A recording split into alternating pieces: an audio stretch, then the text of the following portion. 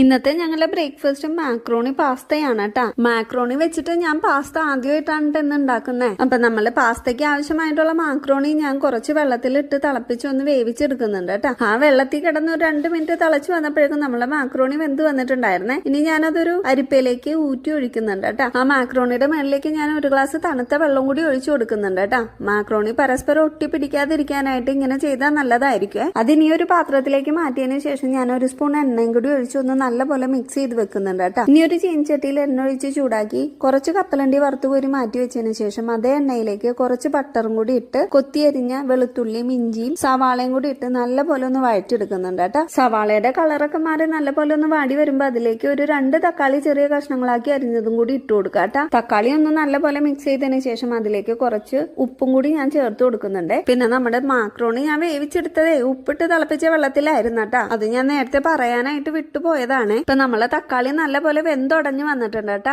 ഇനി അതിലേക്ക് ഒരു സ്പൂൺ മുളക് പൊടിയും ഒരു സ്പൂൺ കുരുമുളക് പൊടിയും കൂടി ചേർത്ത് നല്ലപോലെ ഒന്ന് മിക്സ് ചെയ്തതിനു ശേഷം ഒരല്പം വെള്ളവും കൂടി ചേർത്ത് നമുക്കൊന്ന് തിളപ്പിച്ചെടുക്കാട്ടാ. ഞാൻ ഇതിലേക്ക് കുറച്ച് പച്ചക്കറികളും കൂടി ചേർത്ത് കൊടുക്കുന്നുണ്ട് കേട്ടാ. ഒരു ക്യാപ്സിക്കം ഒരു ക്യാരറ്റും ചെറിയ കഷ്ണങ്ങളാക്കി നുറുക്കി ഇതിലേക്ക് ഇട്ട് കൊടുക്കുന്നുണ്ട്. പിന്നെ നമ്മുടെ പാസ്തയ്ക്ക് റെസ്റ്റോറന്റ് സ്റ്റൈൽ ടേസ്റ്റ് വരുന്നതിന് വേണ്ടിയിട്ട് ഞാൻ ഇതിലേക്ക് ഒരു 2 സ്പൂൺ ടൊമാറ്റോ കെച്ചപ്പും ഒരു സ്പൂൺ ഷീസ്വാൻ സോസും ഒരു സ്പൂൺ മയോണൈസും കൂടി ചേർത്ത് നല്ലപോലെ ഒന്ന് മിക്സ് ചെയ്തെടുക്കുന്നുണ്ട് കേട്ടാ. മയോണൈസ് ഇട്ട് കഴിയുമ്പോൾ ഒരു ക്രീമി ടെക്സ്ചർ ആയിക്കോട്ടെ നമ്മളുടെ പാസ്തയ്ക്ക് ഉണ്ടാവുന്നത്. ഇനി ഇതിലേക്ക് നമ്മൾ വേവിച്ച് മാറ്റി വെച്ചിരുന്ന മാക്രോണിയും കൂടി ഇട്ട് നല്ലപോലെ ഒന്ന് മിക്സ് ചെയ്തെടുക്കാട്ടാ. ഞാൻ ഇതിലേക്ക് കുറച്ച് ഒറിഗാനും കൂടി ചേർത്ത് കൊടുക്കുന്നുണ്ട് കേട്ടാ.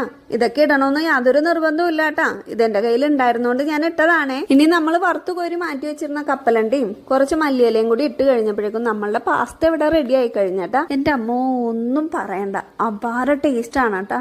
മസ്റ്റ് ട്രൈ ഐറ്റം ആണേ. എല്ലാവരും ഒന്ന് ഉണ്ടാക്കി നോക്കണം കേട്ടാ.